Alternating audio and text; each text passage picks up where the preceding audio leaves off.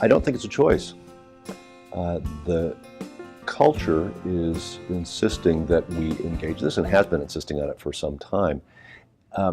And sometimes it's said that the church ought to be leading this conversation and not the surrounding society, but I think that's a romanticized view of the way Christian faith has addressed, adapted itself, even changed significant viewpoints over the centuries. We need to engage it because we're talking about the lives of real people. In the conversation that led up to the Episcopal Church's decisions to authorize these blessings, first by giving bishops in dioceses where this was a legal reality the pastoral discretion to provide for it, and then authorizing provisional rights for the blessing of same-sex unions. In that whole conversation, the pastoral concerns were paramount. We're talking about faithful members of the church whose lives manifest gifts of the Spirit in both singly and in their committed relationships, gay and lesbian members. And the church needs to respond with prayer and with pastoral provision to support families, which exist in a splendid variety of ways. This is a fact on the ground. It has been for ages.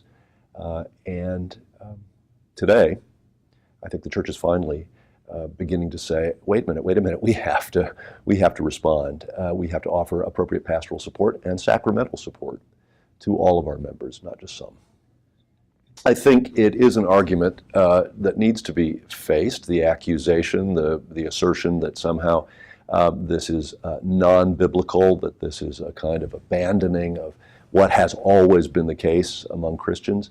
That's a very simplistic view of what has always been the case, and a rather, I have to say at worst, a kind of intellectually dishonest view of Scripture. There's a wonderful essay by the former Archbishop of Canterbury, Rowan Williams, titled, "Is There a Christian Sexual Ethic?" That's the title of the thing. And in the first or second paragraph of his essay, he answers it by saying, yes, several.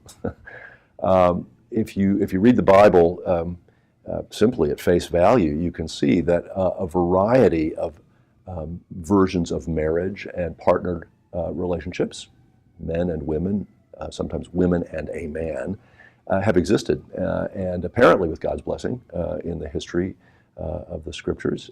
Paul in the New Testament disparages marriage kind of startlingly, says it's much better to remain single than to tie yourself down with such human concerns.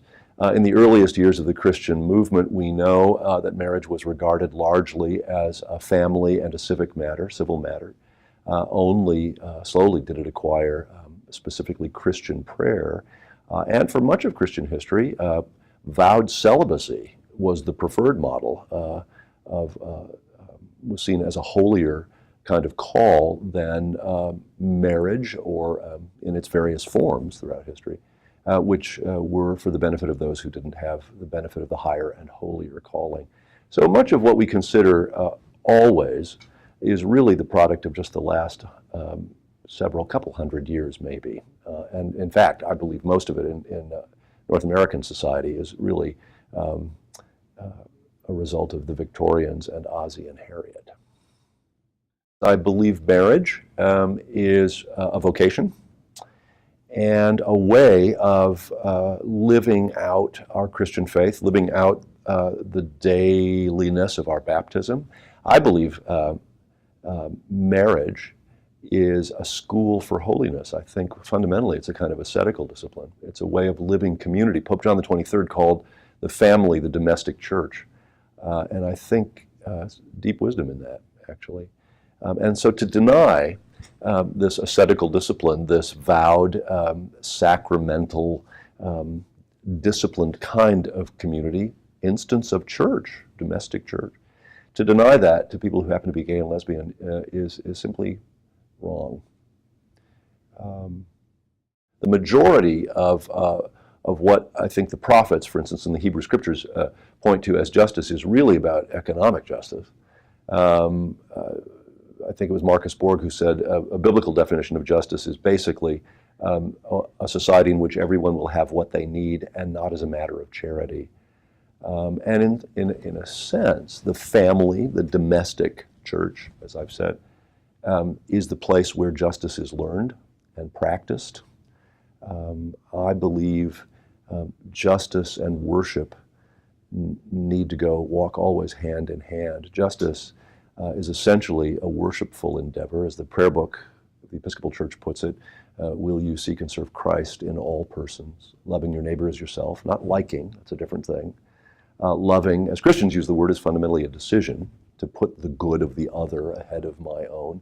Where better to learn it? What long married person doesn't know the reality of trying to figure out that at the dinner table or over the checkbook or the toothpaste cap?